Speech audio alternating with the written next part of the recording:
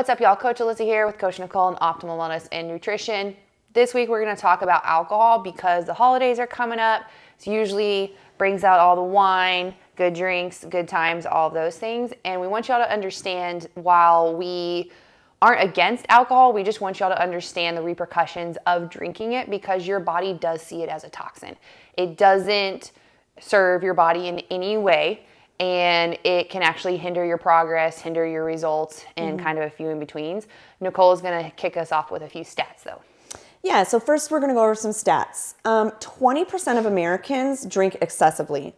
Drinking excessively means 7 drinks per week for women and 10 for men. That's really not a lot when it comes to like people I hear, you know, when we're coaching and just kind of talking, things you see on Instagram. Doesn't seem like much. That's what the CDC considers excessive drinking. So another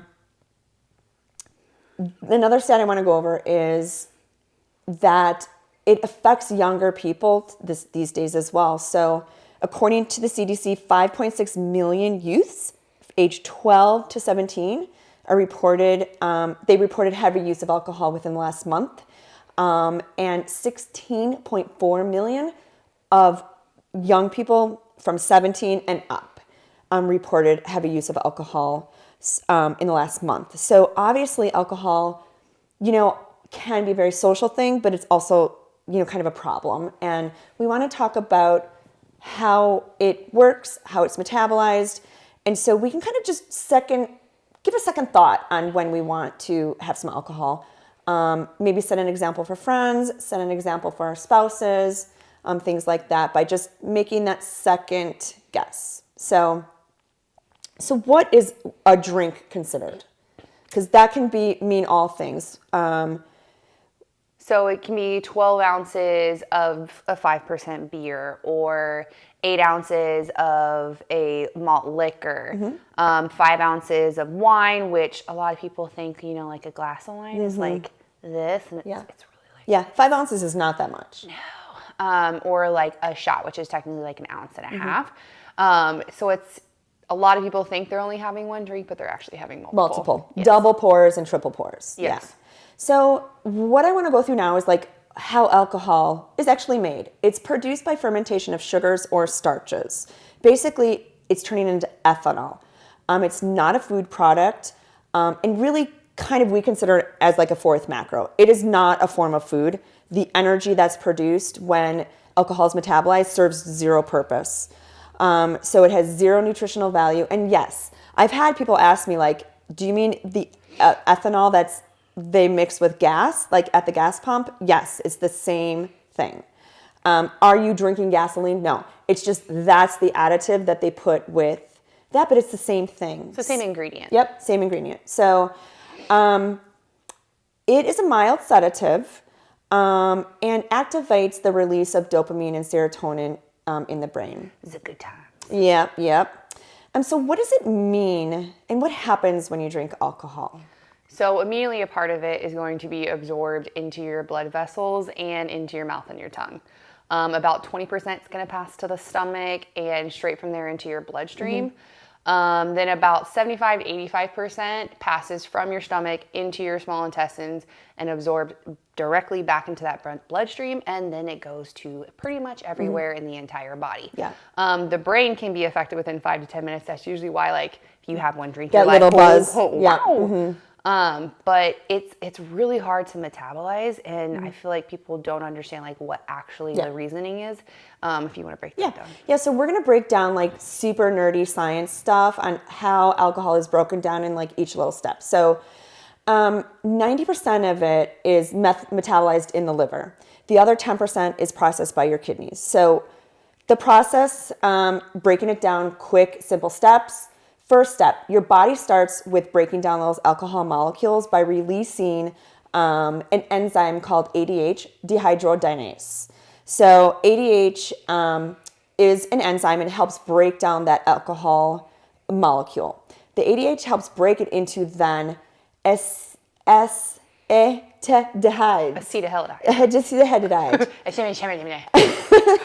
This is a nasty chemical. Actually, this chemical compound is considered a level 1 carcinogenic.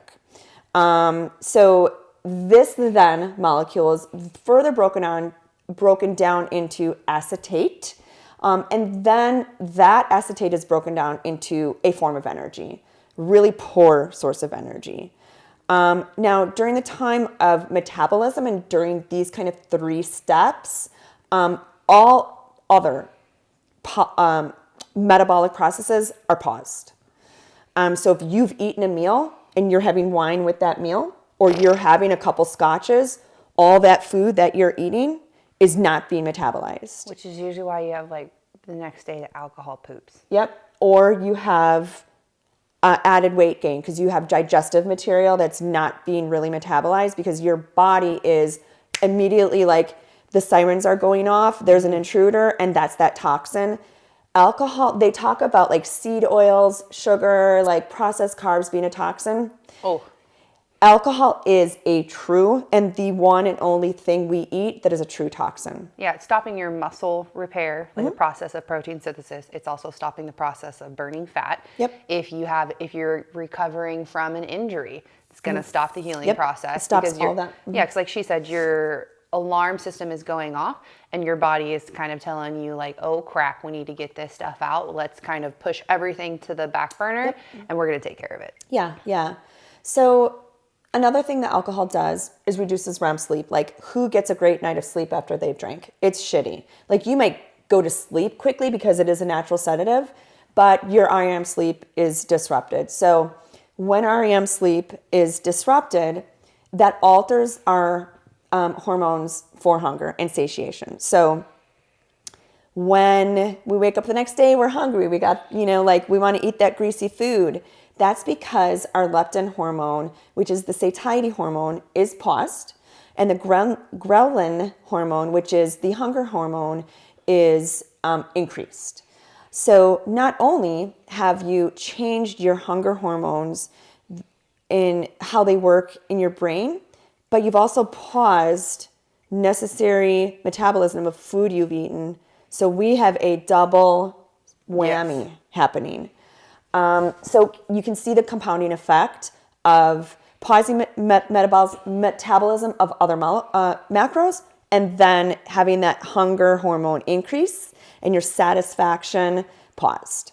So it's kind of a double-edged sword, and it eats to eating. Like, if you've had too much to eat and you're kind of buzzing at home, you're like, where's the snacks? Yeah, so it's not just the calories you're getting from the alcohol, it's also the calories you're getting from your snacks. Yep. And like she said, it's a double whammy because then when it's sitting in your digestive system, it's just going to sit in that acid. Yep. And you're not really going to absorb a whole lot of nutrients from it. So the food that you are eating is pretty much just going to be calories that are going to not serve your purpose and have very little nutrients. Yeah. There's zero nutritional value to alcohol. None.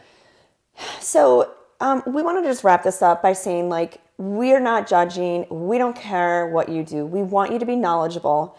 What happens when that alcohol is processed in your body, how it affects you, how it affects your hormones in your brain.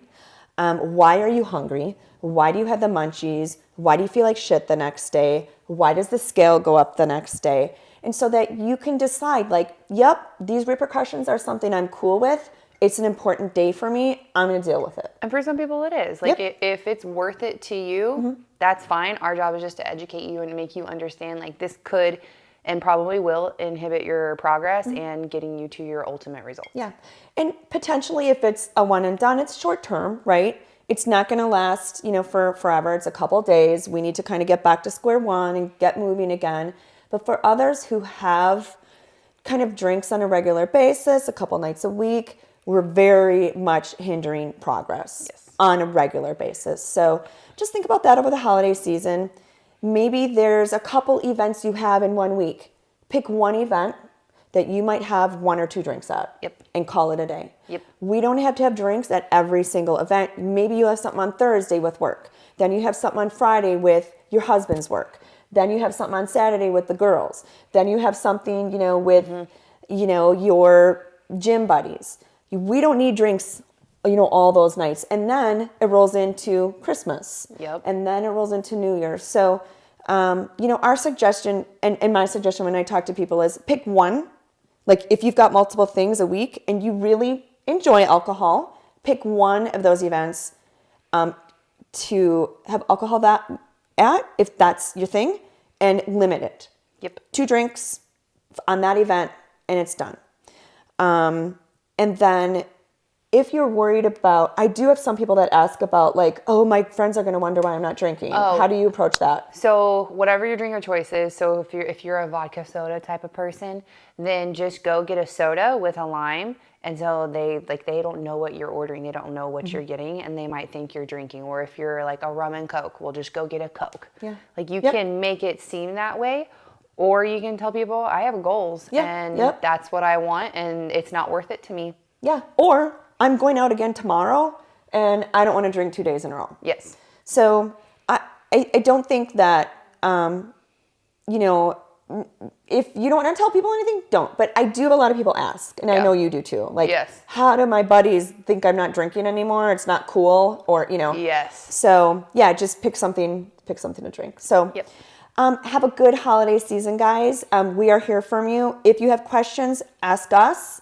How do I approach this? How do I go about it? And we can help you also figure out how to fit that alcohol into your macros. And because it's not a food product, how you kind of make it one so that it can fit into your calories and your macros. So happy holidays. That's the tea.